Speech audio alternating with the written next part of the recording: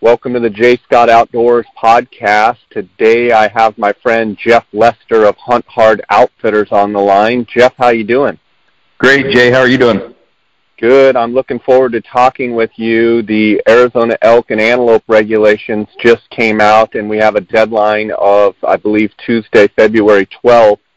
I know you had, like a lot of people, were out on the late elk hunts, the early elk hunts in Arizona and in New Mexico, and, had to suffer through the drought year that we had. But I want to get a general sense of you moving forward, and I want to talk to you a little bit about the prior year.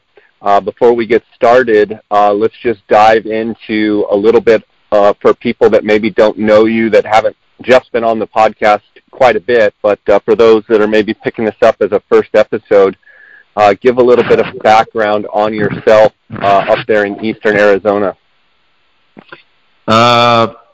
Name's Jeff Lester. Been outfitting Arizona and New Mexico for over 20 years. Basically been outfitting or guiding full-time since I was 19 years old. Born and raised in Eager. Still live in Eager at this time. Have 5 kids and happily married and just enjoying life. Sounds good, buddy. Now, Eager, Arizona, for those of you that don't know, it's in eastern Arizona in Unit 1, I believe, Jeff. So you've been traipsing around Unit 1 and 27 your whole life? Yes. Yep. So been marching around that whole... marching around the countryside. We talked before about your knowledge there of 27 and 1. But let's review this past year that we're just coming out of, and tell the folks what the conditions were like, and maybe just start kind of back in the summer, work our way through the kind of the early hunts, and then how it progressed into the late season that you just got off of.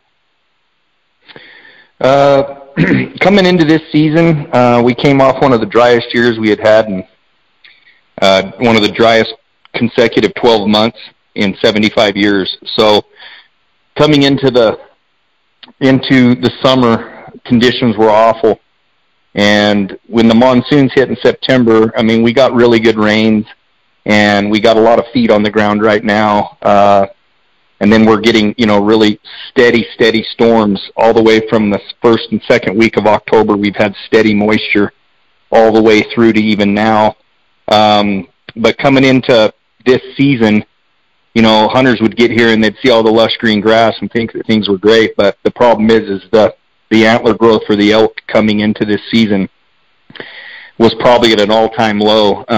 In the entire time I've outfitted, I don't think I've ever seen the antler growth quite as bad as it was. I mean, there's another year that kind of rivaled a little bit, but really nothing close. I mean, the back ends on the elk this year were in just absolutely, it was horrendous. The worst. I mean, hunting season couldn't get over quick enough when it came to size-wise.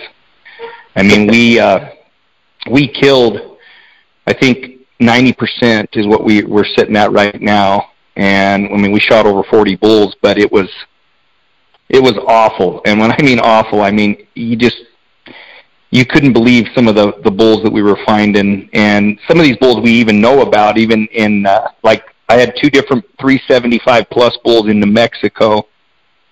And both of those bulls, one might go over 310 just barely, and the other one was around 305. He just over 300 inches. So those bulls were 70 and 80 inches off of what they normally are. So that's incredible. Did you see a difference between Arizona and New Mexico, or were they equally bad? Arizona fared way better. Now, when I say fared way better, don't get me wrong, it was still bad. But because of, you got to remember, New Mexico has a lot more arid units that don't have as much natural water in it. And when you're dealing with 1 in 27, 3A, 3C, 3B, a lot of these units, that border the Fort Apache and the San Carlos, there's natural water in those units. There's springs, there's creeks, there's good north hillsides with good, with some riparian area. So those elk are going to find some nutrition. and they fared much better. Sorry, I'm coming off a cold. And like I said, I mean, they fared much better than some of the country in New Mexico. So what we saw in Arizona in the archery season, it was still a tough year for finding size. I mean, there was a few really solid bulls running around, but you know, you have to remember as a whole, let's just take a 320 bull. That's a good place to start. If that bull was lacking 20 inches, he's a 300-inch bull. In New Mexico, like I said, I had some huge bulls that were 78 inches off. So not that a 320 bull is going to be 78 inches off, but if you have a bull, a 320 bull, and he's 30 or 40 inches off, I mean, you know, he might be a 5x. One of those big bulls was a 7x8, and this year he was a 5x5. And we saw that across the board. Back ends on the elk were just horrendous. Didn't even grow, you know, hardly any fifth points on most of the bulls. It was just so bad, Jay, that, I mean, I had my own tag in New Mexico, and I never even put my release on in 10 days of hunting, just because out of probably 50 bulls I never saw a bull I'd put an arrow in. Jeff, as you talk about that, and then you talk about the late moisture, you know, late monsoon moisture, but good moisture and good feed on the ground now, as guys are looking at putting in for Arizona elk and trying to decide on units, what are your thoughts with the conditions that we have now moving forward with all of the variables, you know, with the snows and stuff, everything, you know, with the holdover bulls, you know, bulls that might have slipped through last year, where does that put you in a mindset for talking, you know, to me about, you know, about the situation? I'm just trying to dig into that head of what you really think. I think that next year's going to be epic. I think it's going to be really, really good. And the reason why is because of that, you know, you're going to have so many bulls, holdover bulls from last year that didn't get shot. So you're gonna tack on a good horn growth year what they should be plus a year of age. So I think next year is going to be really, really good.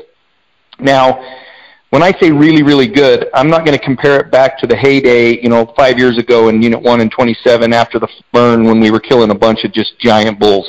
You're going to see, you know, some solid 340 to 360 bulls killed in 1 and 27. Consistently compared to this year. You know, you got to play also with the drought conditions.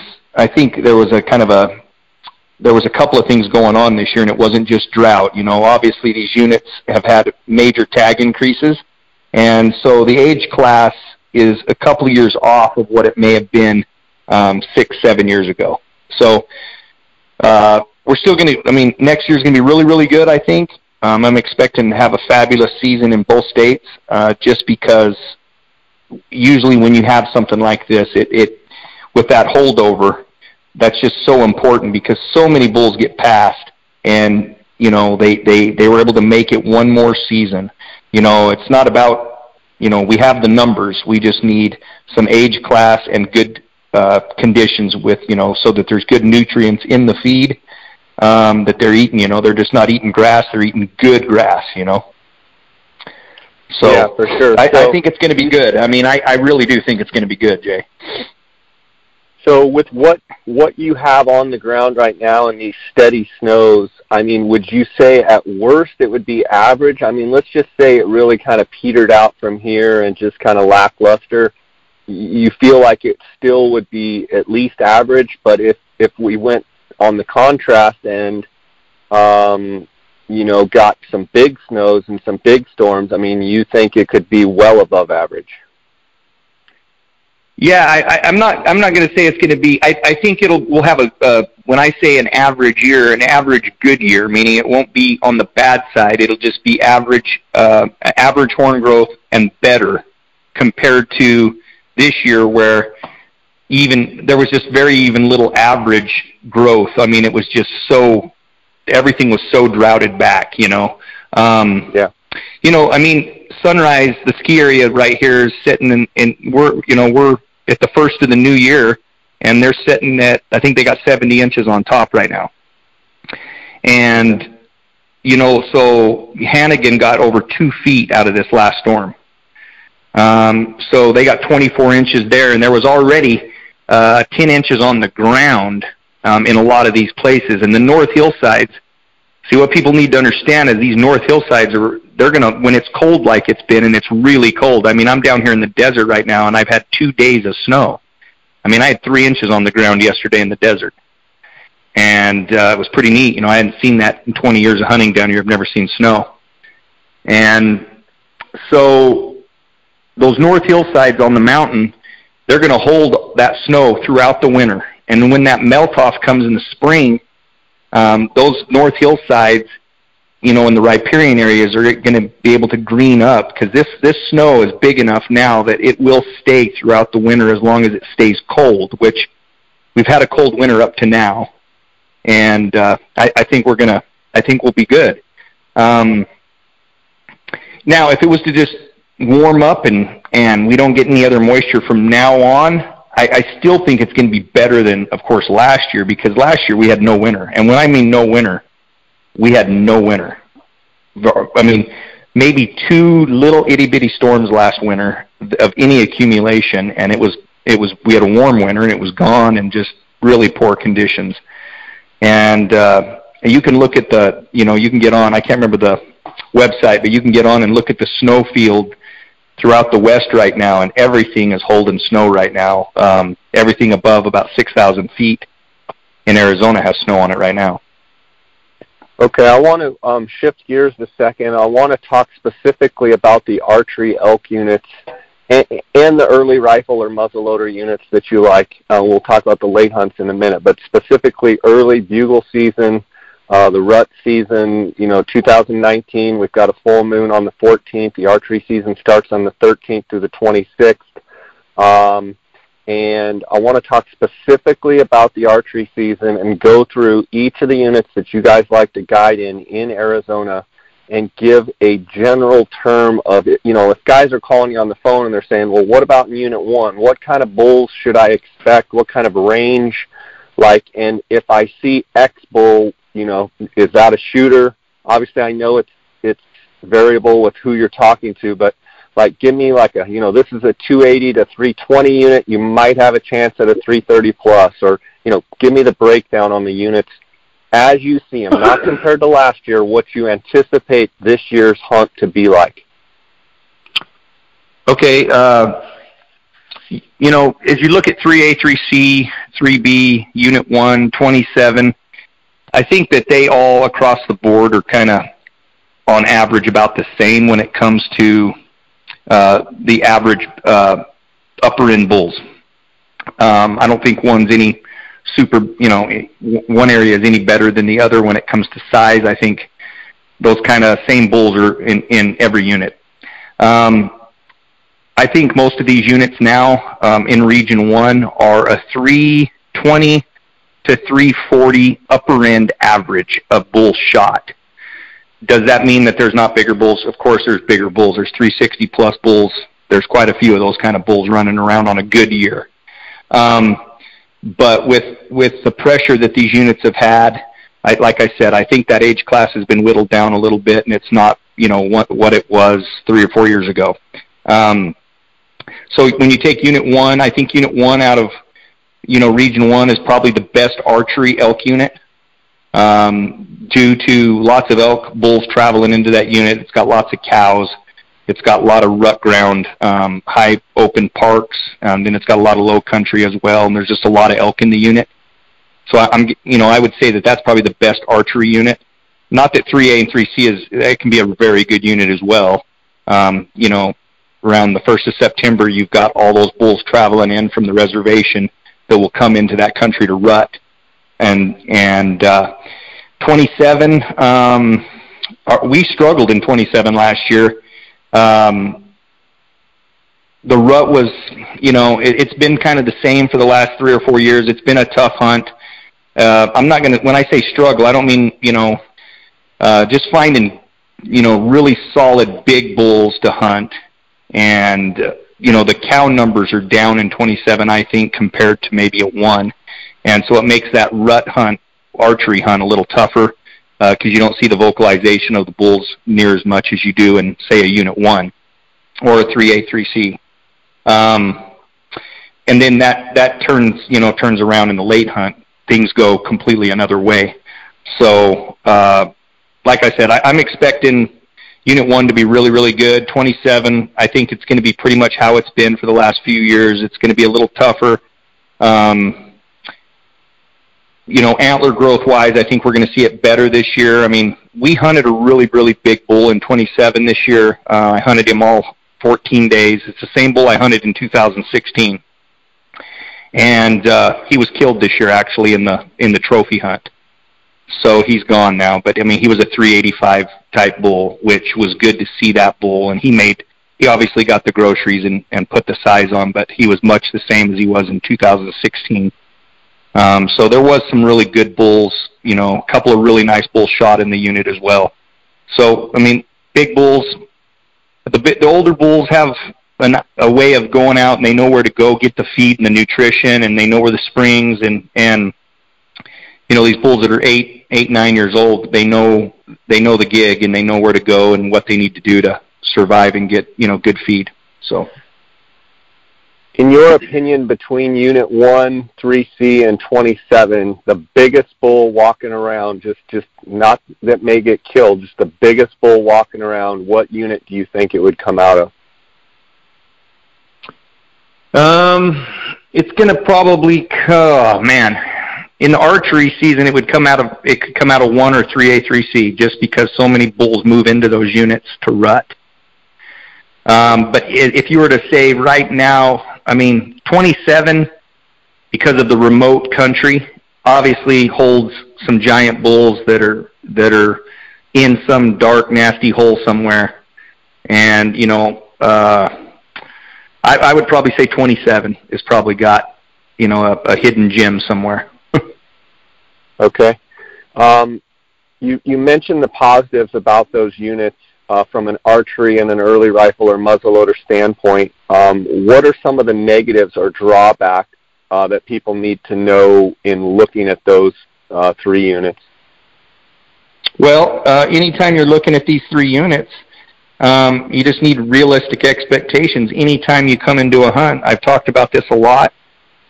People just need to understand that there's not a 380 bull behind every tree. You need to have realistic expectations. When a client calls and he starts talking to me about size, sometimes I have to, take the wind out of their sail. And I don't mean that. I mean, we've killed tons of big, giant bulls in these units. But I just want people to understand, what a realistic expectation is. And, if a guy calls me up and he's throwing the 380 or the 390 numbers out, you need to get them down to the 350 range. Just so they understand that a 350 bull is a trophy class animal on public land in Unit 1, 27, 3A, 3C. These units is still a great bull. Now, if you've killed that kind of bull, could you hold out and look for bigger? Of course. But if you've got 1 or 2 elk under your belt and, you really want to hold out for a big bull, a 350, legit 350 bull is a great bull elk. It's not something to be balked at all, So that's just what I want, people to understand is they need to just know what they're looking at, know what their goals are, and just be realistic about it, and they'll have a much more enjoyable hunt because they know what to expect, Jeff, I can say this because I'm not guiding in 2019 in Arizona for elk, but how about the phone call that you get from a guy that says, yeah, I've got 20 points, I'm a non-resident, I'd like to go ahead and finally cash in my points, I've waited this long, I'm looking at a 390 bull, and that's what I want, I've put in, I've paid my dues, and, that's what I want to get, and, you go, okay, well, all right, how many bulls have you killed? Well, I haven't killed one yet, but, I've got 20 points in Arizona, and, I want to come hunt with you. I've done a lot of research, and, I've seen you with big bulls, and you're my guy. I got, 19, 20 points. I'm ready to go. Okay. do you archery hunt all the time? Well, no, not really. But I'll be ready for this hunt. How do you answer that? Okay, so how we answer that, I mean, I'm speaking for me, because, there might be guys out there that sell their hunts based off telling people what they want to hear, and I am definitely not one of those guys. I tell people that all the time. I said, listen, just because you have a lot of points doesn't mean anything. Points have nothing to do with the size of animal that you're going to kill. You've waited years and years and years to draw this tag, and I'm sorry, but there was a window where, we could say we're going to be hunting 360-plus bulls. That window is come and gone. And you have to just whittle it down and get them to understand what we're dealing with now with the amount of tags and the pressure that these elk get from hunt to hunt. And as long as you can get them to understand that and see that, then most guys are able to at least leave the conversation with a smile, that they know that it's still a great unit, that they're good units, there's lots of elk, and it's a action-packed hunt. But when they get caught up with, I got 20 points and I want a 390 bull, if you can't move them from that idea, then it's going to be a long hunt. Let's just put it that way. And it does not mean for sure that those kind of animals don't exist. I tell guys all the time, we might kill the bull of the woods. We know where a few giants are. But now you got to go in there, you got to get an arrow in them. The stars got to align. There's a lot that has to happen. And for sure. So it's not like you and your team aren't going to, hunt for the biggest bulls you can find. You just have to have a guy that realizes that, hey, we're going to do our best and we're going to try and kill, Jeff would love to kill every 400-inch bull in the woods. He literally would, but the reality is all of these top guides, they're only as good as what the animals present them. And if there's not, there were years back, I can remember 10 years ago, there were years when, 370, 380, 390 bulls were like a topic of conversation every couple of days. Like a guide would see this, it was there. But I think with the people, and I'm speaking from myself directly to the people listening to this podcast that have listened to all of the elk breakdowns that we've done and all the future ones that are coming out in the next couple of weeks. You have to understand Arizona is in a position right now that it is not where it used to be. That the age class has declined. Jeff said it. Other guys have said it. If you're listening, get out of the bubble and listen to what the guys on the ground. This is why I like to have these kind of guys like Jeff on the podcast to tell you. He's been doing this for 20-some years in these exact units, and he's telling you that the age class is down, the size is down. And that's not me and Jeff and these other guys being Debbie Downers. It's telling the real story of what's going on. The Game and Fish does a great job with what they have, but the reality is they have allotted too many tags to keep up that Arizona tradition of giant bulls. Whether that's good or bad, that's a whole other discussion for another podcast, but that's the reality. That's what we're dealing with. That's what guides across the state have to deal with, is the fact that because opportunity was, promoted by the public and the Game and Fish wanted to create more opportunity, they obviously allowed more tags, which dropped age class. Jeff, right. I know you've got a tight timeline. I want to talk about these late elk hunts and talk about the units as well. Give your breakdown on how these late hunts are shaping up. From what I'm hearing, that open burn, these bulls are just getting shellacked. But even with that being said, talk to the guys out there that want to come late elk hunting. Tell them what they're going to be facing in Unit 1 and 27 and wherever, 3C, 3B, whatever you're hunting. In the late hunts are really, high success, and they're pretty high demand. I mean, there's a lot of guys that want these tags. I mean, they're good hunts. The 3A, 3C, I wouldn't give you anything for that late tag. I wouldn't even be looking at that unit for late. It's a completely different hunt late because a lot of the bulls leave. Same with the 3B, 3B country. So unit basically in the late hunts, you're talking 1 in 27. much more of a popular late hunt. That's why they take more points to draw than those other units. But they're probably the 2 best late hunt units in the state.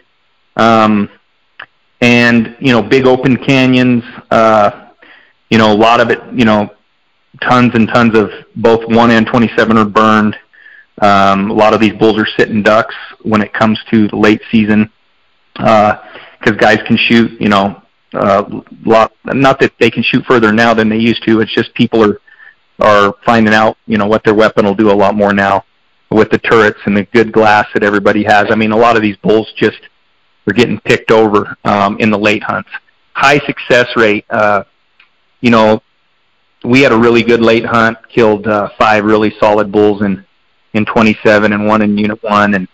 And I mean, we were looking for that 330, 340 type bull to kill. Even with the horn growth, I mean, we were able to kill a handful of those kind of bulls, Late hunt wise, I mean, that's what I mean by the archery hunt. I feel like the archery hunt's a little better in Unit 1 versus 27. And I think the late hunt in 27 is probably a little better than the late hunt in Unit 1. But it's also the ground. It's rough country. So if you're an older guy and you're putting in for these tags, you don't want to put in for the 27 if you can't really hump it, because it's a very, very physical unit where 1 has a lot more road access. You can get around and still get into some of the rough stuff because it's got access. Where 27, you're on foot most of the time. You can get back in with vehicles, but you're going to be hiking back into the main areas that you're going to be hunting. So it's every year, things change a little bit, and in the Unit 1 late hunt, a lot of bulls. Don't get me wrong, piles of bulls. But man, the age class and the size in Unit 1 in the late hunt was really tough this year. Lots of small 280 to 300-inch bulls. Okay, fair enough. Jeff, I know you've got to run. I know you're headed to Mexico. I'm headed to Mexico in a few days. I want you to have a great hunt down there. I want to give you a chance to let the listeners know how they can reach out to you, how they can contact you, and I always appreciate your time. The best way to get a hold of us is, of course, my cell phone, which is 928-245-2668. That's my cell number. Leave a message. I'm sometimes hard to get a hold of, but we'll get back to you. And then, hunthard.com. I sell clothing and apparel and packs and equipment as well. So when you go into there, you go to the outfitter section. And I'm actually way behind on that. I need to update. Most outfitters aren't very good web guys. So a lot of us, I probably have 100 bulls I need to put on my website. And then, so hunthard.com, that's our website. Go to the outfitter section. And on Instagram, we are hunthard_gear. And on Facebook, we're hunthard. So that's pretty much how to find us. And like I said, I got my contact information and emails and things on there. But the best thing to always do is I always prefer people to text me, and then I can call them back, and then I have their number and their name in a text, and then I can write that in my book and then get back to you accordingly. So that's the best way to get a hold of us. We spend a lot of time in the field, and we're gone a lot. Like I'm getting ready to go to Mexico. I'll be in Mexico for 10 days, and so I'll be out of touch here. And so when I get back, my phone will be full.